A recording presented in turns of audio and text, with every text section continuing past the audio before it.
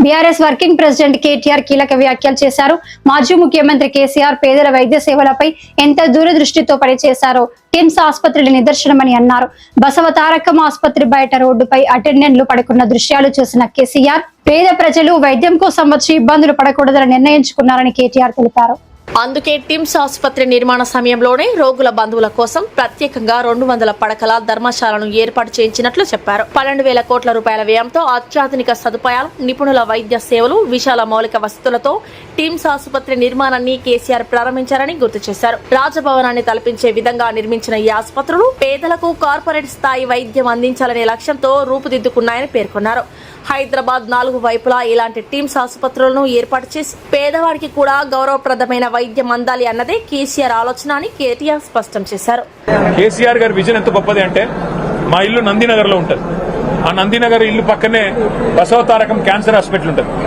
కేసీఆర్ గారు రోజు వచ్చేటప్పుడు పోయేటప్పుడు చూసేది ముఖ్యమంత్రి కాకముందు. అక్కడ మొత్తం రోగులకు సంబంధించిన అటెండెంట్స్ అందరూ రోడ్డు మీద నించొని ఉంటారు, రోడ్డు మీద పడుకొని ఉంటారు ఆ ఫుట్పాత్ల మీద. అది చూసిన తర్వాత ఈ టిమ్స్ హాస్పిటల్ కట్టేటప్పుడు కేసీఆర్ గారు ఆలోచించి ఆ వచ్చిపోయే అటెండెంట్స్ కోసం కూడా ఒక ధర్మశాల కట్టాలని చెప్పి ఇక్కడ బ్లాక్ కట్టారు. ఇవాళ 200 మంది అటెండెంట్స్ కోసం ఒక ధర్మశాల కూడా పూర్తి ఆధునికంగా 200 పడకలతో వారి కోసం కూడా ఇవాళ ఇక్కడ నిర్మాణం చేయడం జరిగింది. 1200 కోట్ల రూపాయలతో ఈ నిర్మాణం నిజానికి కేసీఆర్ గారి ప్రభుత్వం ఉంటే 2 ఏళ్ల కిందనే అయిపోయేది. కానీ ఎక్కడ మాకు మంచి పేరు వస్తుందేమో అని చెప్పి కావాలని గుంజి ఇప్పటికీ మొత్తానికి సనత్ నగర్ ఈ షేప్కి వచ్చింది.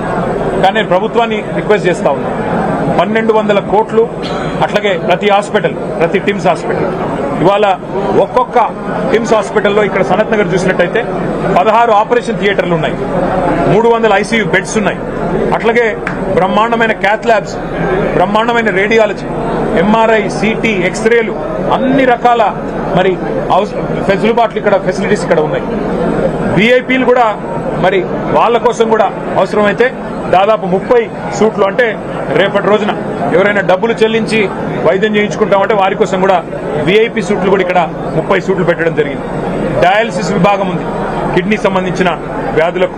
అట్లాగే ఇంకా ముఖ్యంగా పరిశోధనలు జరగాలి. టిమ్స్ అంటే కేవలం వైద్య సేవలే కాదు, ఎయిమ్స్ తరహాలో పరిశోధనలు కూడా జరగాలి. భారతదేశంలో ఉండే అత్యాధునికమైన వైద్య సిబ్బందితో ఎప్పటికప్పుడు సంప్రదింపులు కూడా జరపాలని చెప్పి ఒక అకాడమిక్ బ్లాక్, ఒక రీసెర్చ్ బ్లాక్, వాటితో పాటు మరి 300 కెపాసిటీ కలిగిన ఒక ఆడిటోరియం ను కూడా నిర్మాణం చేయడం జరిగింది. మరి ఇందాక నేను చెప్పినట్టు ఒక ధర్మశాల అటెండెంట్స్ కోసం, వారి కోసం కూడా విశాలమైన ప్రాంగణంలో 1000 కార్లు పట్టే విధంగా పార్కింగ్ వ్యవస్థ కూడా ఏర్పాటు చేయడం జరిగింది. అట్లాగే మీరు చూసినట్టయితే నిజంగా ఇక్కడికి వస్తే ఎంత సంతోషం అనిపించింది అంటే ఒక రాజభవనాన్ని తలపించే విధంగా, ఒక రాజప్రసాదాన్ని తలపించే విధంగా ఒక అపురూపమైన నిర్మాణం. ఎట్లయితే ఇవాళ కలెక్టరేట్లు ఉన్నాయో, ఎట్లయితే ఎస్పీ కార్యాలయాలు ఉన్నాయో అత్యాధునికంగా కొత్త జిల్లాలలో, అట్లాగే పేదలకు సంబంధించిన వైద్యాన్ని కూడా అంతే ప్రాముఖ్యత ఇచ్చి, అంతే ప్రాధాన్యత ఇచ్చి కేసీఆర్ గారు మనసు పెట్టి డిజైన్ లో నిమగ్నమైనారు. కాబట్టి 4 వైపులా ఇవాళ హైదరాబాద్ కి ఇట్లాంటి 4000 పడకల ఆసుపత్రులు వస్తా ఉన్నాయి టిమ్స్ రూపంలో. అట్లాగే నిమ్స్ ఎక్స్పాన్షన్ తో మరొక 2000 పడకలు అందుబాటులోకి రాబోతా ఉన్నాయి. నేను ప్రభుత్వాన్ని కోరుతున్నా, బేసిజానికి పోకండి. ఇది కేసీఆర్ గారు స్టార్ట్ చేశారు కదా, ఆయన ఆనవాళ్లు కదా, కాబట్టి మేం కడితే ఆయనకు పేరు వస్తుందేమో. ప్రభుత్వాలు మారుతూ ఉంటాయి. ప్రభుత్వాలు అనేది కంటిన్యూస్ గా ఉండాల్సిన ఒక ఇన్స్టిట్యూషన్.